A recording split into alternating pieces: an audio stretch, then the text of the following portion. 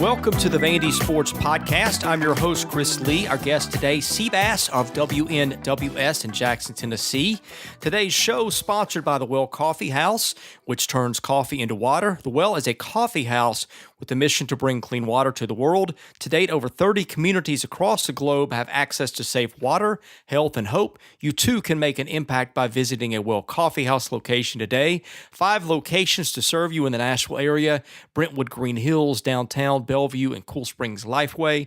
You can get more info at wellcoffeehouse.org. The Well Coffee House, where coffee changes lives.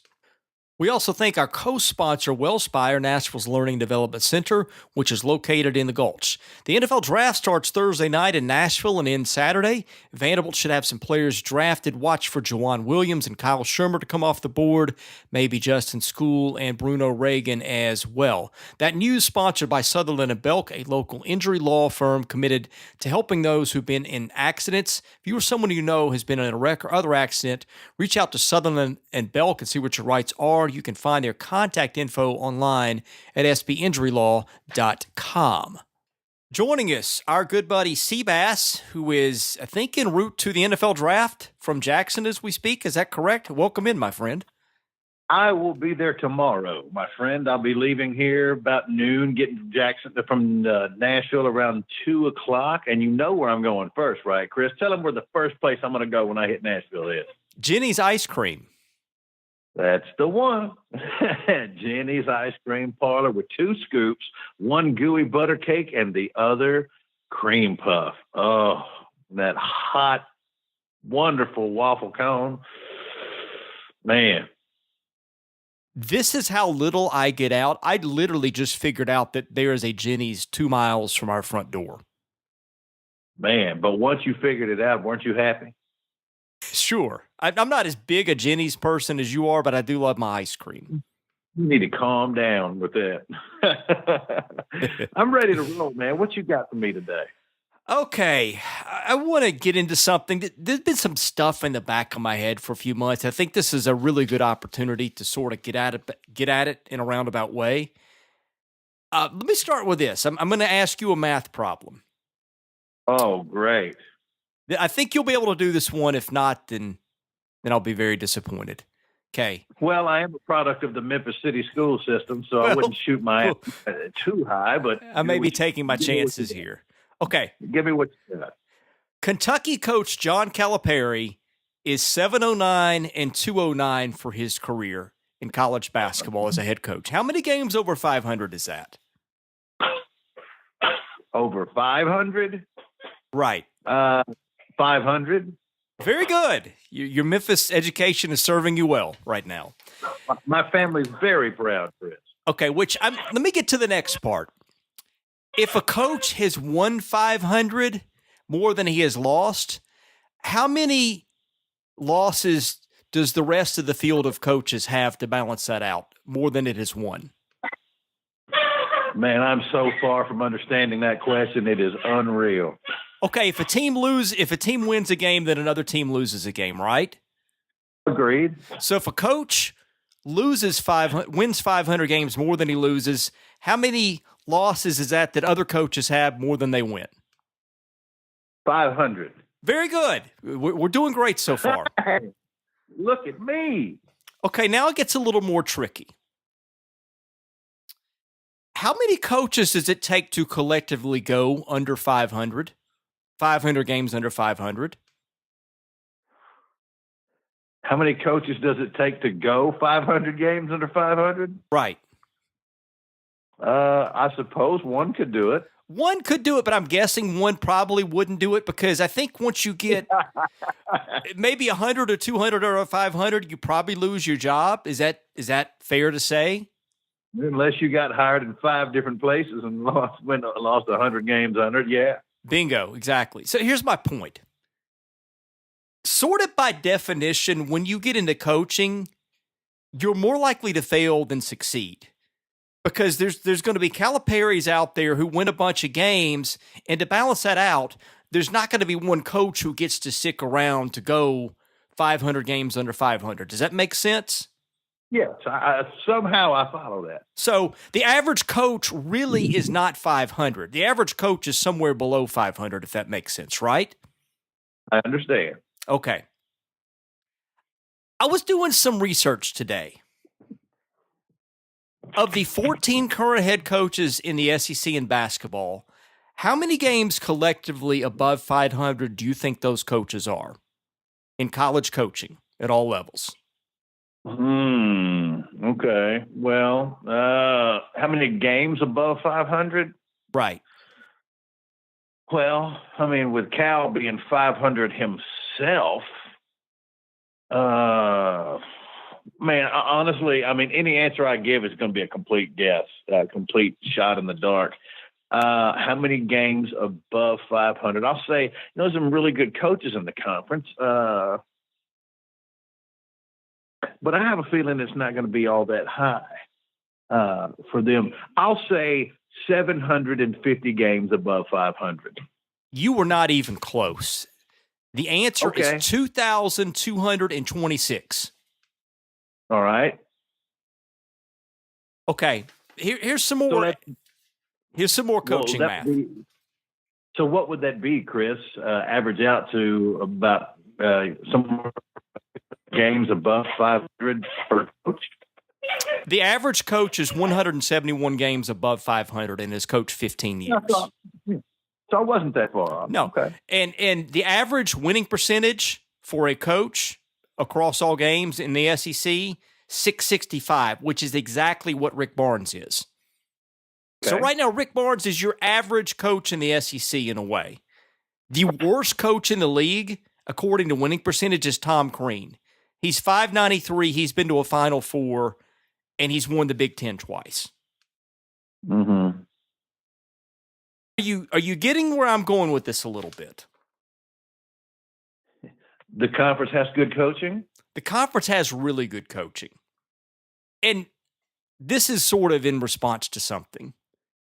I feel like I've got a community of the fan base that I can't win with. I have been as consistent as I could since Vanderbilt made the hire and covering Jerry Stackhouse and everything. You can go back and listen. I had a podcast where we had Andrew Jones on, who is connected with Carolina, obviously, and raved about the guy.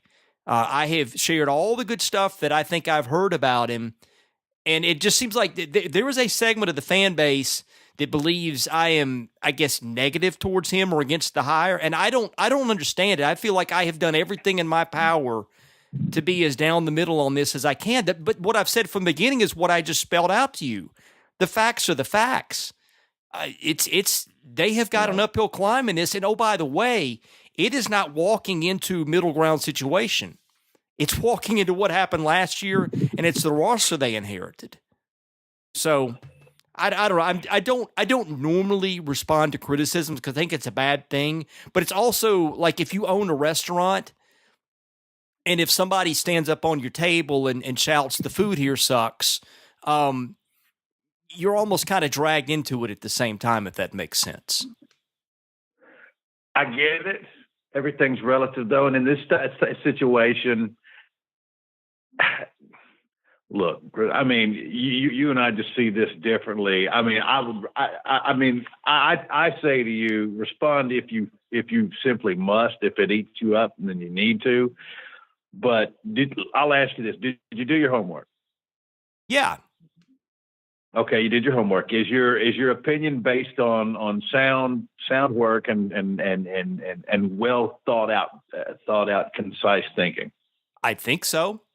I mean, okay, I don't know how to research it any more than that. So, well, then, Chris, you put it out there, and who cares? If they believe that you have an agenda, that's fine too. That is okay. There's nothing wrong with that. It's not true, but who cares if that's the perception? And I know that is easy for me to say here to you, but I operate my radio show the same exact way.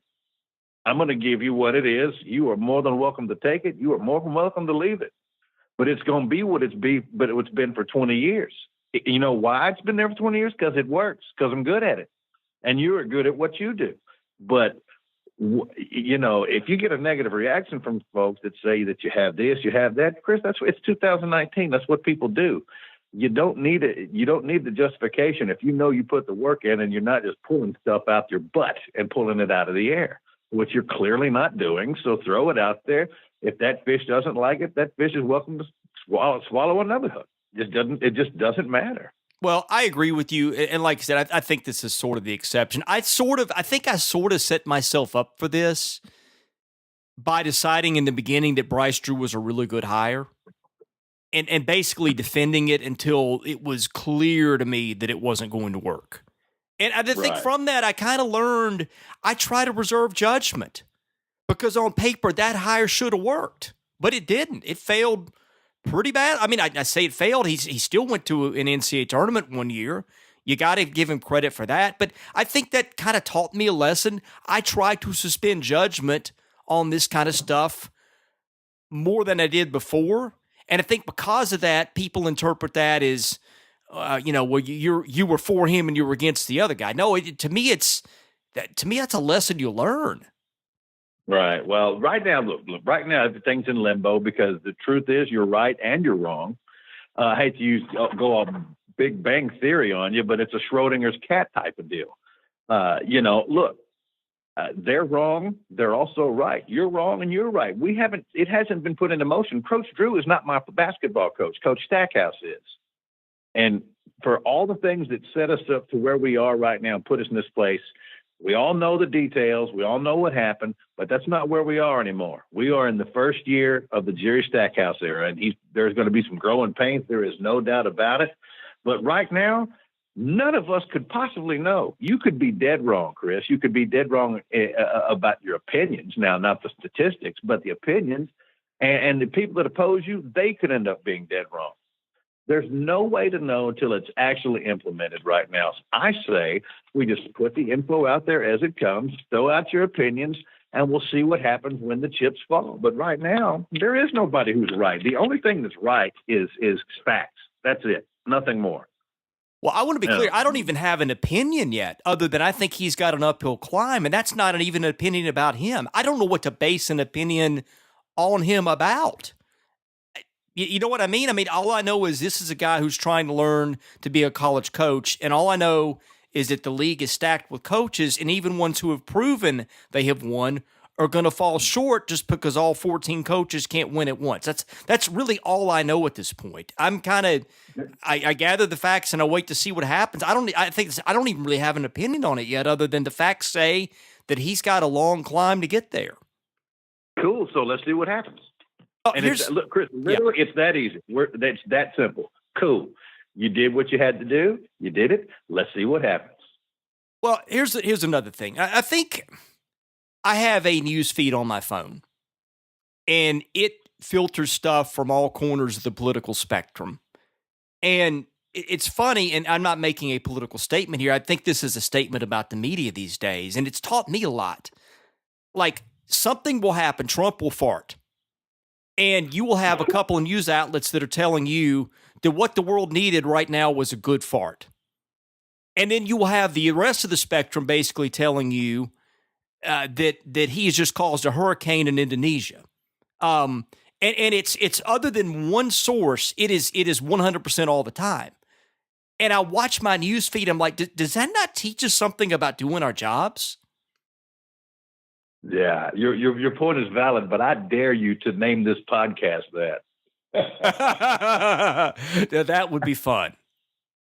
I dare you to title it that. That ought to get plenty of reaction right there. Yeah, Chris. I mean, look. The only advice I can give you is on how you handle it.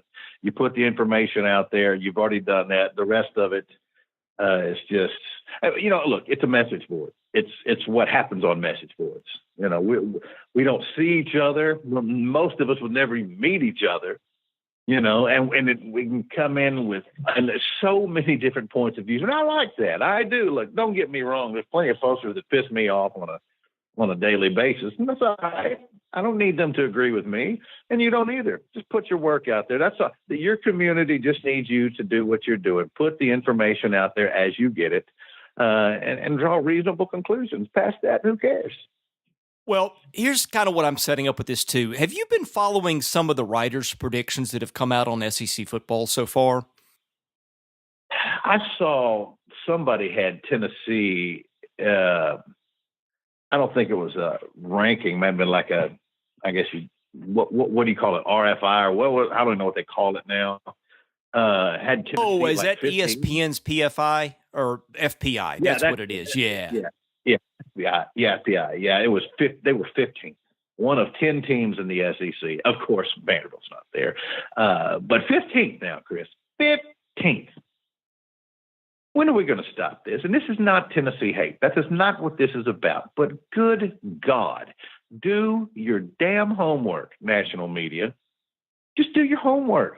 Stop making assumptions based upon, I mean, in an analytical age, stop making assumptions based on, and I would say on past successes, but that's decades ago. 15. I mean, we see that every year. It's the same old, man.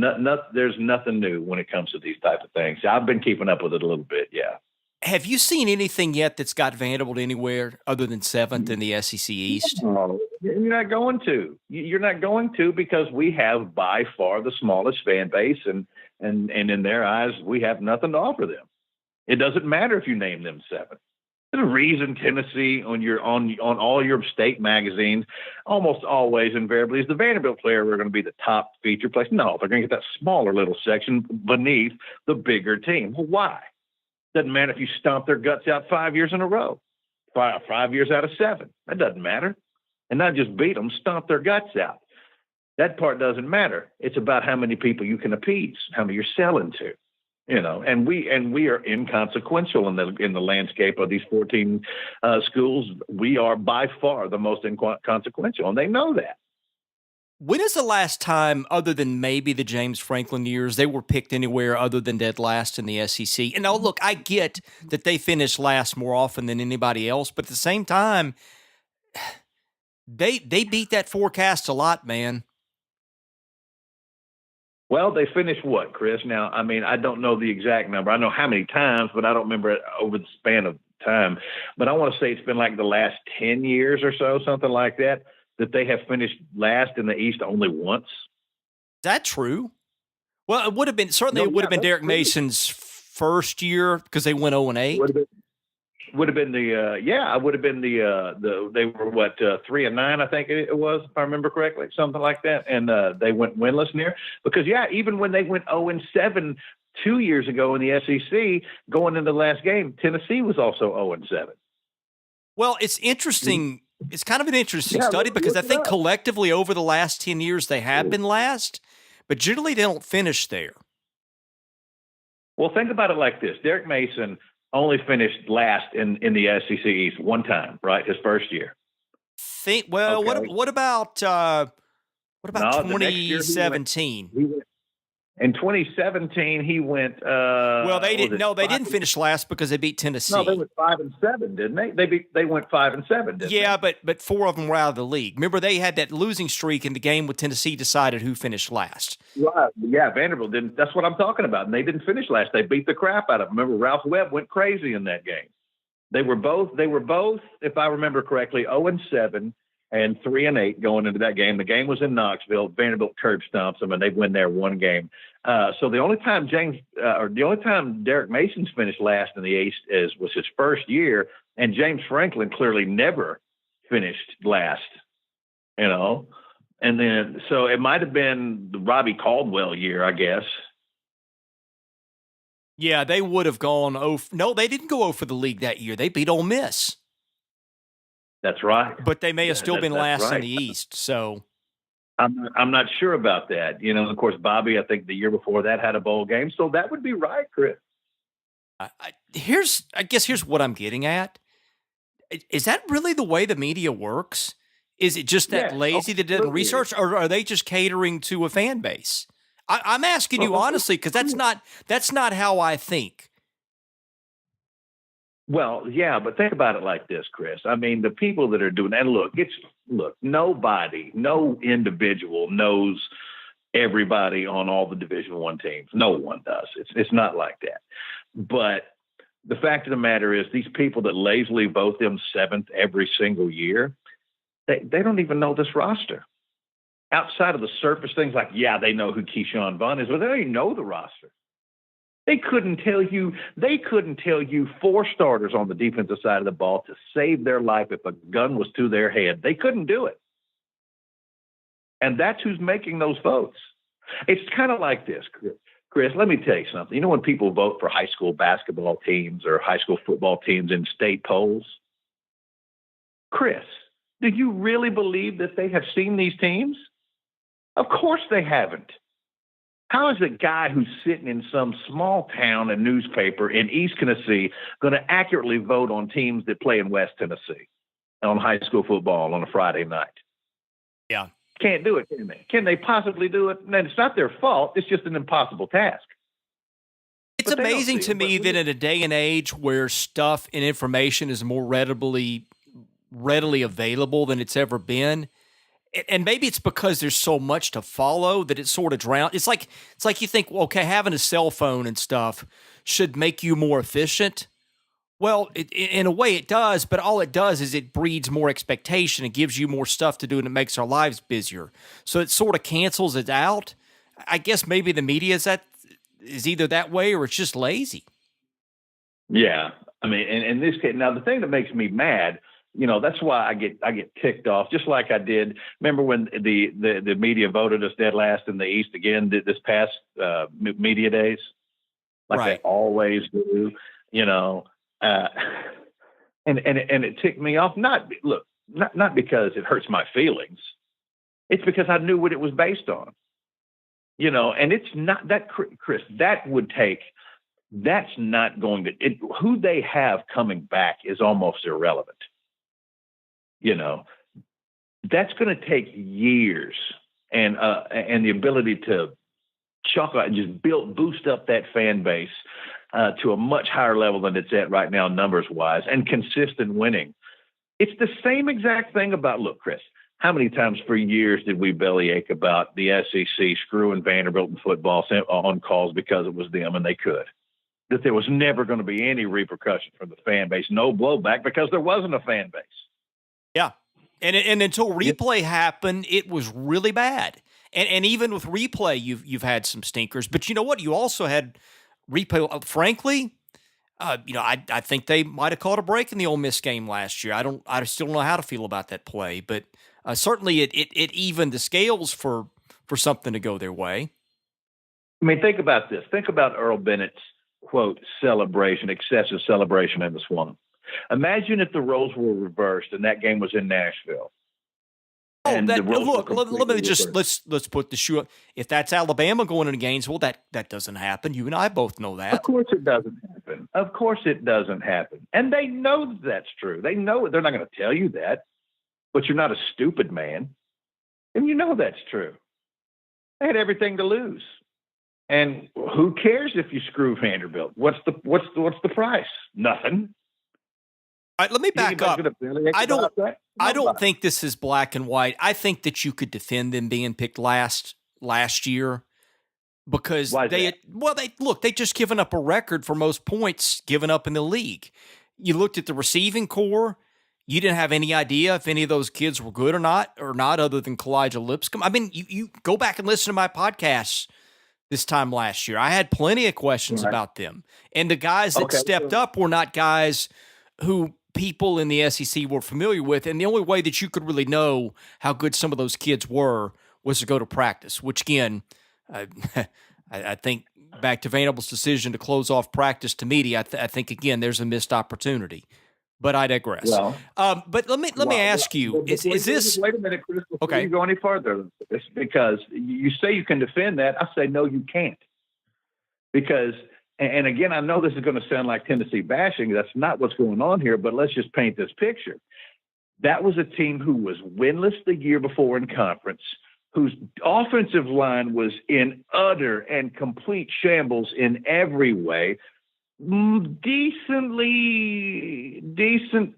production from the defense and a brand new coaching staff.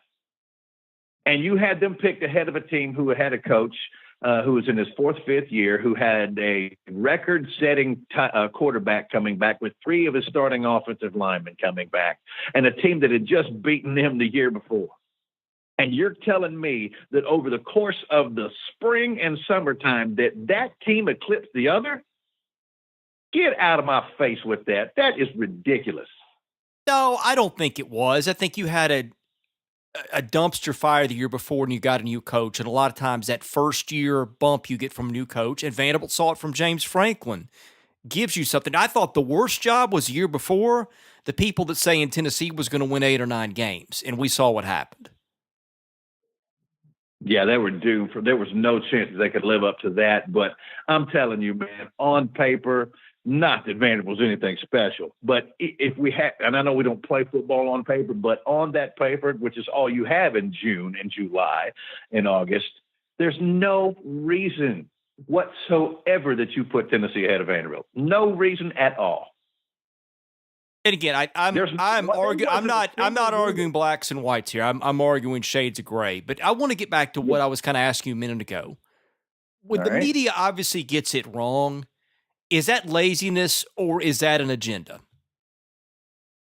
When they get it well, I mean, like when you can see ahead of time, like when people were saying 27 Tennessee was going to be an 8 and 9 win team, and I'm just sitting there going, where does this come from?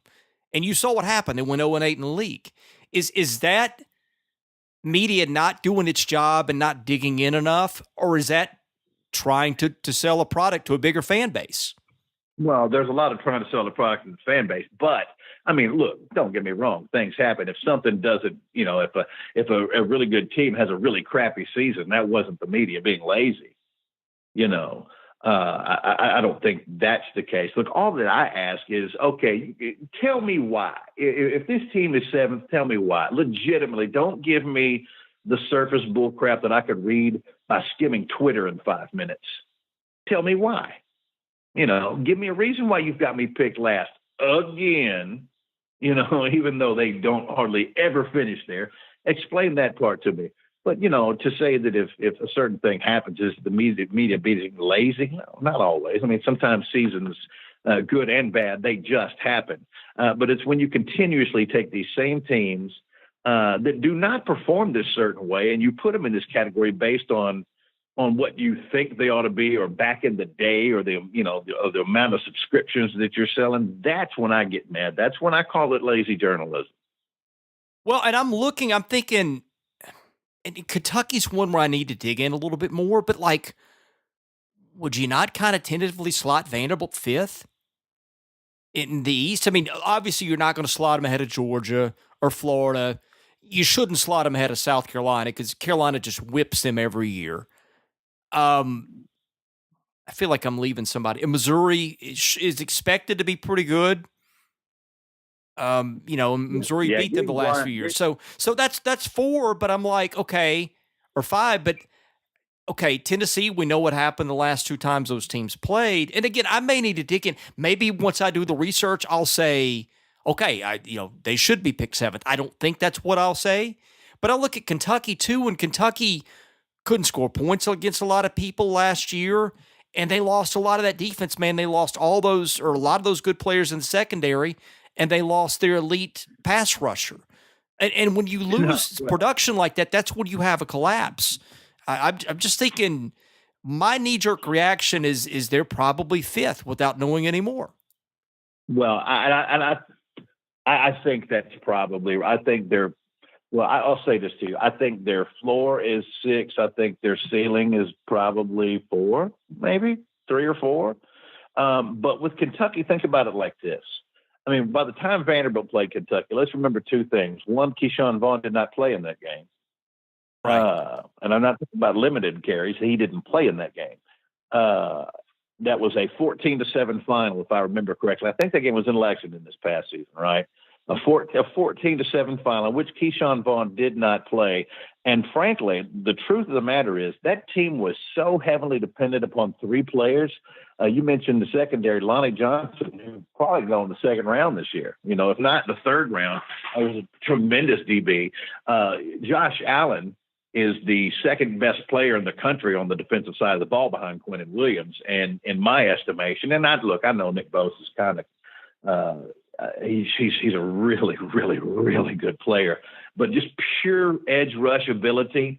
I mean, look, I think Josh Allen made up for a multitude, not a multitude, but made up for some sins that Kentucky defense had.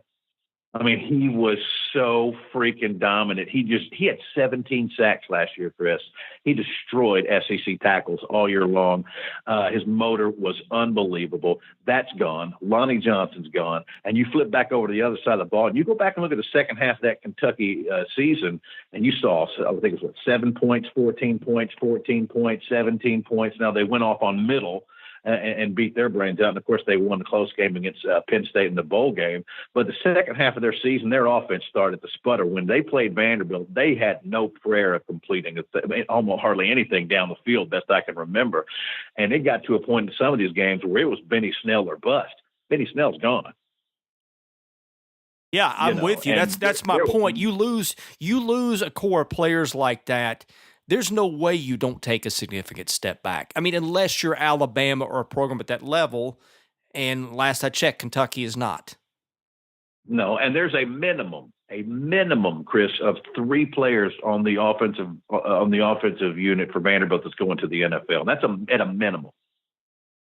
Yeah, we know for sure.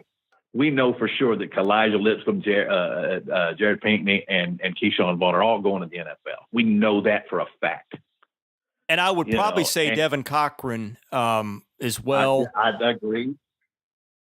And one of the best collection of receivers this team's ever seen. Maybe the most talented. I still have to do it, but you know exactly what I mean. I mean, multiple options, though unproven at quarterback, so we'll see what happens with that. But even still, I mean, Kentucky's passing game was almost void, at times in the second half of the season. So you give – look, Kentucky could end up curb stomping Vanderbilt for all I know. But on paper, there's no reason to think that. There's just no reason to think that. I mean, I don't know where their offense comes from next year. And without the pass rush that Josh Allen was providing last year, I think they've got a lot of questions. You're preaching to the choir on this one, my man. Yeah, but, people are going to pick what they're going to pick. But the good news is I don't care what they think, because the only thing that matters is the production. Now, I mean, that football team could go a couple of different ways. I mean, I think just by the sheer number of offensive firepower weapons that they have, they're going to win some games, and they are. I feel pretty comfortable saying this team's going to win at least 5 games, I think. But I mean, just it's the same old story, Chris. It's the same old story with the media. They just, now look, I'm not going to sit here and say, well, why aren't we being picked first, second, or third? Well, because we shouldn't be. I don't want to be placed there. We're not at that level. But God, stop putting us in the preseason cellar every single year when we almost never finish there. Devil's advocate. If things are, and you see this in coaching all the time, you see coaches that make decisions that probably statistically make sense, or if they were to make a decision like maybe punting in a certain spot, the stats say, well, you're better off to go for it on 4th down. But conventional wisdom is that if you don't punt the ball in that spot, or you go for it and it goes wrong, everybody's going to kill you because you just put yourself in the spotlight. Isn't that kind of like picking Vandy? That like if you pick Vandy in a certain spot and then it goes wrong, everybody's just going to look at you like you're an idiot. Whereas if you just punt the ball like everybody thinks you should do, and the decision that won't get you criticized, nobody's going to call you out for picking Vanderbilt 7th when everybody else does it. Maybe so, and I understand that if 1 or 2 or even 3 times here, maybe 4 times. But if I get bit like 8 out of 9 times, I'm going to have to start thinking, maybe I need to change my way of thinking here. But that's not how the world works. That's not how the world works. No, but they're not going to, and they don't have to, and they're not going to. This is something. Look, you're gonna have to start winning the Floridas and the Georgias and South Carolinas. Not just once every 7-8 years. You have to start beating them consistently if you want that respect. When you do, people, I think, will start coming and filling up that stadium. And, I mean, there's a lot of there's a lot of reasons to believe that better football days are ahead for this program. And I think, I think we have it looks, at least on the surface right now, that we have an athletic director who, while green, is very serious about this process. Athletically, and I'll be honest with you. I mean, I got to crawl before you walk. I got to see all this see all of it first. Until it's done, it's still talk. But like my Uncle Ray said, my Uncle Ray used to say, you got the easy part over with. But I mean, I think we have somebody that is, proactive and very interested in taking Vanderbilt athletics to the next level. So, I mean, I really don't care what pundits who sort of know what they're talking about say. All right, we got a few minutes left. Where do you want to go next? Let's see, man. Oh, well, a couple things. First of all, I was glad. I was glad, Chris, to see Coach Stackhouse be able to hold on to Scottie Pippen Jr. I was pretty happy to see that. For one, we need bodies. We need quite a few of them still. But we need bodies. But I have a feeling Scotty's going to be a pretty good player. And I don't know about you, but just from some of these early indication, and who knows who will snag and who we won't. But boy, doesn't it seem like having David Gray in the fold is already paying big dividends for Vanderbilt, nationally. Yeah, I agree. And people kept asking me, why aren't you commenting? I'm trying to wait to see what the facts are with their coaching. And I still think that you're kind of in a bad spot that you only have 2 assistants and you need 3, and a lot of other staffs were able to assemble that a lot quicker. Of course, those were also guys with coaching contacts. But yeah, I think that what David Grace is doing, I don't know if Scottie Pippen Jr. works out or not, but they are desperate for bodies that can contribute, and he's one who might. So I think getting him back was a big get. I like the fact that they're in on some really good kids early. I think that was a terrific hire for them based on everything I hear. I mean, I don't know what he's going to help in terms of coaching acumen. That's kind of the question, but you got to get a guy who can get dudes, and he has done that everywhere he's been. Yeah, no, I don't think that's going to stop, and then you have to help me. I don't know the pronunciation on the cat from the Grizzlies. I can't help you there. Okay, you know who I'm talking about, though. The other assistant has been player development seems to be his strong suit. I'll be honest with you. I always loved James Strong as a player, man. He was such a bulldog, man. I love that cat. So, and he's done well under Coach Bird, and I'm glad to have him. And I know he's not third assistant in terms of, going on the road and all this other stuff, but I'm very happy to have James Strong back in the VU family. I will make one prediction on this staff. This will be my first. They will win any coaching dunk contest around. Yeah. Yeah. Yeah. Question between those two. Yeah. I'd have to go with Stack on that one. Now, I guess the question needs to be asked, and I'm sure you know what question is coming. Is there any indication that we'll know when that third assistant's going to be hired, or who it could be, or any of that? I don't know. I have been letting my other guys handle hoops for the time being. I had in-laws in town for 4 days over Easter and just now digging out of that. So I'm just trying to get caught up to speed on hoops, or on baseball and the draft. And I'm letting those guys handle that. I've not talked to those guys in a couple of days, but we'll have what we've got when it's there. Here's what you got to do next time, Chris. Tell them, say, look, there's a Hojo down the road. We got a coaching search going on. And I'm telling you that it's just been, this whole year has been nuts. It's been too hard to follow. Oh, baby girl, you got this. I am very lucky that I have a couple of guys in David Sisk and Sean Williams who put in a lot more time than I pay them for. Because those guys, in fact, David's the guy that had the scoop on Pippen last night. So good for him. Yeah, David's a pimp, man. No question about it, man. I like it. He's certainly been a great addition to the Vandy Sports family. There's no doubt about that. Great hire on your part. Let's see. Good grief. We got War Eagle coming to town, yeah? Yeah, I'm looking forward to that series. I want to see Tanner Burns. I won't get to see him. It'll be on TV. I have to I can't make tonight. It should be at the next two. That's a series Vanderbilt should win. If it does, I'm anxious to see if they can sweep because, man, if they sweep, they're in phenomenal shape. I mean, they're at a point where really they need to win, like, I don't know. I mean, if they go 16-14 in the league and win, say, Tech and MTSU, that's probably enough to host right there. I'd say that's probably right. Man, and they should really do much better than that. I'm just saying, I think if they clear that bar, it's going to be really hard to keep them out of hosting. And then from there, they don't need to do too much more to get a national seed. Yeah, I mean, I'll tell you, I've gotten a chance to watch some of the last couple of games, and man, you're right, Chris. This team is really freaking good, man. And the pitching starting to come together. Now I'm trying to remember who we were playing. It was Alabama. Alabama. You know what I really liked? You know what I really thought was a good sign to me that and you needed to keep pace. You needed to sweep really to keep pace, best I could understand.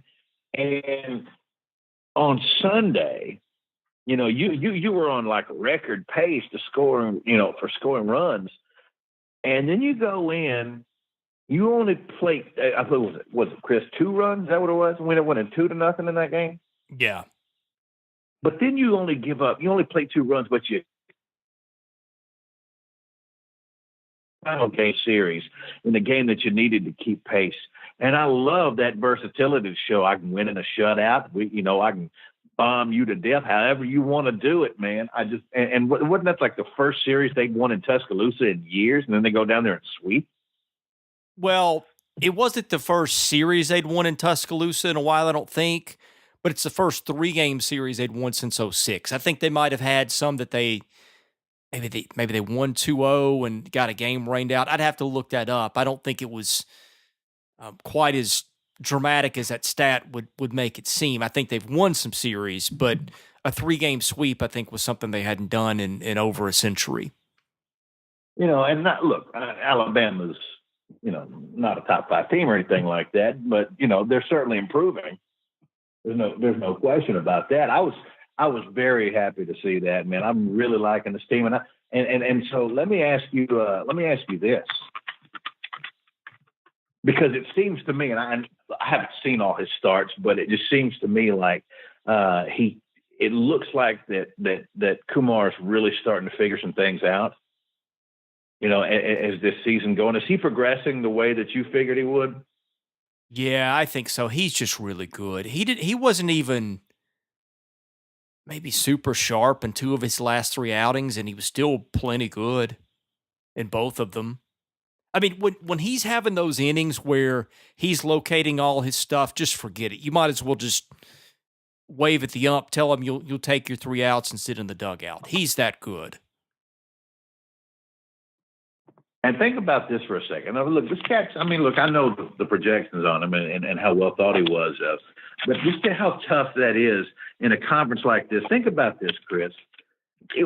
I want to say it was as of this past Sunday, I don't know if anybody's played any midweek games or whatever. You know how many teams in the conference had losing records? A lot of them. The SEC, in fact, nationally, there's been some really. Nobody lost midweek. No. My question was, I don't know if there's been any mid games, or my statement was, I don't know if there'd been any midweek games, but as of, I think, the end of this past Sunday, I believe it was, no team in the SEC had a losing record. Oh, yeah. There was a discussion on the board about they should have beaten Alabama, and Alabama was a bad team. I'm like, Alabama's not a bad team. It goes back to the whole thing I said about coaches. When one team wins, or when one coach wins, there's by definition a loss on the other side. I really wonder if you couldn't stick, I don't know about Kentucky or South Carolina, but I really wonder if you couldn't stick Alabama in about any other league other than the Pac-12, and that might not be a borderline tournament team. I don't know. That's hard to say, but I think I've seen enough quality baseball in the state that's certainly a possibility, and that'll get you nothing in the Southeastern Conference, obviously. But as you said, this nationally, this is a 2-conference race, and everybody knows who it is. It's 2 horses, and then everybody else. Yeah, and I wouldn't necessarily rule out South Carolina or Kentucky either. I haven't seen them, and so I can't really say, but I just think it's that kind of year. That's why I thought Kentucky really got hosed last year, not getting in NCAAs. I just think Yeah. that that's where common sense should have come into play. That was a really good team with some high draft picks. I think that had taken a series from Texas Tech early in the year, and somebody's just going to fall victim to the bad end of some losses because the league's that good. It happens, as you mentioned, especially in a league this phenomenal. All right, what else you got? I'm good. Yeah, I think I'm going to let you go. I've got to get some stuff done before tonight. But tell people where they can find you on Twitter, where they can find your show, all those good things. Man, you can find me on Twitter at Cheap Seats Bass. You can find me on the radio dial at 101.5 in Jackson, Tennessee, and online at WNWS.com. And tomorrow night, you can find me in downtown Nashville, Tennessee in the 615, Jack. I will be there for the second and third round. All right, he's Seabass. I'm Chris Lee. Thanks for listening to the show. We've got more episodes coming. Hopefully going to have another one Friday. We will get that in if we can. If not, stay tuned next week. We'll have plenty more then. Thanks for listening. We'll see you again very soon.